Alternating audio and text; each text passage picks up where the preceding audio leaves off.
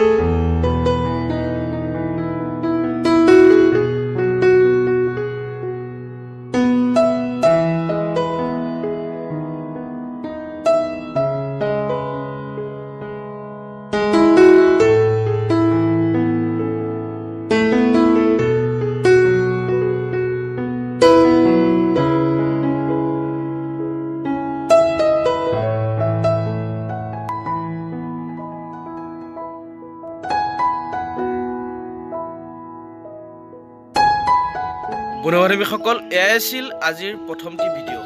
যদি ভাল লাগিছে তেনেহ'লে লাইক কৰক, কমেণ্ট কৰক, শ্বেয়াৰ কৰক আৰু এনেধৰণৰ ভিডিঅ'বোৰ পাই থাকিবৰ বাবে চেনেলটো ছাবস্ক্ৰাইব কৰিব। আজিলৈ বিদায়, ধন্যবাদ, জয় অসম।